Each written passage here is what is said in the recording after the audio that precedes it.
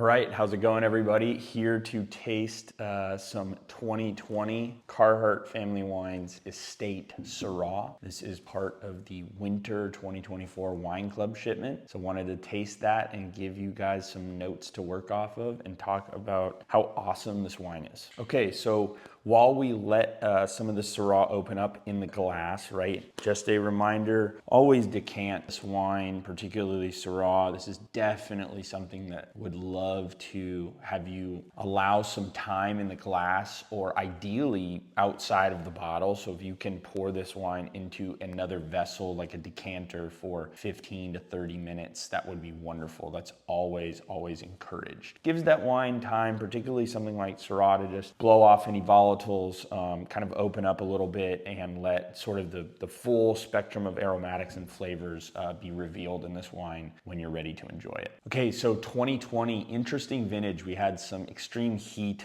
in the middle of 2020. I've talked about that in pretty much any wine that I've done tasting notes on from the 2020 vintage. Pretty much everything was affected by this super serious heat spike. And Syrah, I mean, it was, we have two different plantings of Syrah on our property. Syrah, let's take it back. Syrah was the first variety that my parents planted in 1996 on the Mesa. And when my mom and dad made the first wines in 1998, they made a single expression of Merlot and a single expression of Syrah, and that set off the Carhartt label way back when. So nowadays we have two separate plantings for Syrah. We have the Mesa planting and we also have the Canyon. So this would be a blend of three different clones. So in the Canyon we have a clone Alban, and in the Mesa we have clone 1 and clone 7. It's a little bit of a mix of older and some younger vines. It's certainly showing kind of, to me, what our Syrah can and will evolve into. But I think that when you have younger vines, you tend to, I think, get fruit expression or juvenile fruit expression up front, which is certainly what this wine is showing. Also on the Canyon versus Mesa, right, we have totally different exposures. So the Canyon exposure is VSP vines, row vines that are essentially facing southeast, and in the Mesa you have all VSP that is pretty much flat and kind of gets that morning sun all the way through to the afternoon sun. The vines face east to west, and so you have one side that gets heavily exposed and one side that's shaded pretty much all day. And the interesting part about that is in 2020, the south facing side, right, the side that's exposed to the sun, got very heavily impacted in not just Syrah but most varieties, because we had this extreme heat. We had like 100-degree days for a week straight, and then the last day I think reached 118 degrees or something mind-boggling. And that will affect the fruit. It will sunburn fruit, it will raisin fruit, and so you end up getting a little bit of a mixture of aged fruit, right, raisiny kind of fruit, and then fresh fruit on the north facing side, which makes for certainly an interesting wine. So the Santa Ynez Valley, we exist, our wine climate would classify, right, as a cool climate or maritime influence climate here in the Santa Ynez Valley on the Central Coast. We have that cooler weather that blows in from sort of the Lompoc and Santa Maria area. Obviously Santa Rita Hills and sort of the western end being affected heavily. By the time it makes it to Happy Canyon, that air is warmed up a little bit. It kind of swirls around and settles, so it's a little warmer in Happy Canyon. But where we are, I still definitely consider us a cooler climate. And a lot of times with cooler climate Syrahs, say a lot of Syrahs in Ballard Canyon, you're gonna get dark, dense black fruit, and you're gonna get a lot of black pepper. It's very common to see those two flavor profiles in cool climate Syrah. It's not to say that that isn't amazing and delicious, and I drink my fair share of that. I just think that our style, our signature style, is very different from that. So on the nose, you're certainly getting some fresh fruit. You're getting some sort of, to me, kind of a black cherry cola perhaps. It's bringing in a little bit of that earth profile.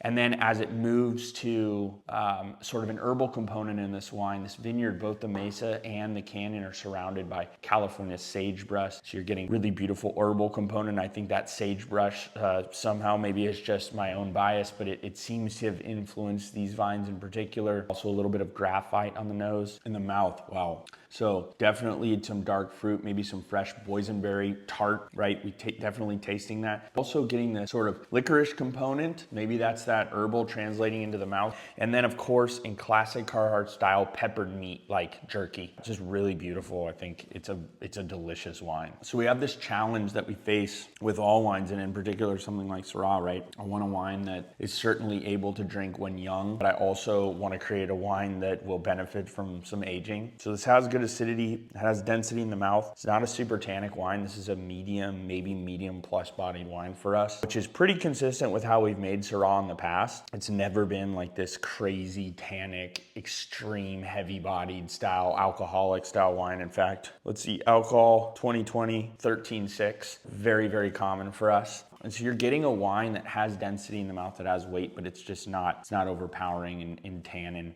So opens it up to a variety of foods, which is really cool. But in any case, I think this wine is drinking very well right now, but I also think because of tradition, because of history, this wine's gonna age beautifully for another 5, 7, probably 10 years would be no problem. I mean, I'm still drinking wines that are 20 years old, Syrah that we've made. So if that gives you any indication of sort of the trustworthiness of aging, particularly something like Syrah for us, I think it's not going to be an issue at all. Drinking great right now. If you open this bottle and you love it, perfect. If you can lay it down for another year, 2, 3, 5, 7, 10, awesome. I really think it's going to be delicious in that time, and I think it's going to hold onto its youth, and you'd be surprised in another 3 to 5 years of how fresh this wine is still going to be tasting. So for food pairings, for experience, obviously super important. This is why I love these sort of medium bodied wines. I think they're just so usable in the kitchen and usable with food and food pairings. If you're doing something like vegetarian, maybe do some grilled eggplant, something with a little char into it. I like, because this wine has this meatiness, throw some different, you know, an Italian herb mix or something like that, dried herbs, or even some fresh herbs potentially would be good. Thyme. If we're going into the meat category,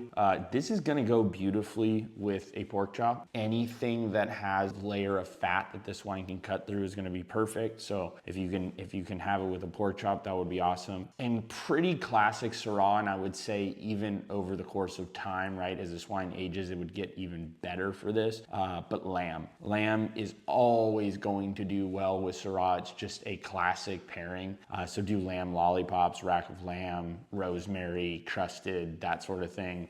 That should be an absolutely beautiful pairing, because all those earth-driven qualities of lamb are going to mesh with the earth qualities in the Syrah and sort of lift up that fruit, and it's going to be delicious. So hopefully you guys enjoyed that. If you have any questions, you need anything, please never hesitate to reach out. We love you, we want you to be happy, and I hope you enjoy this wine.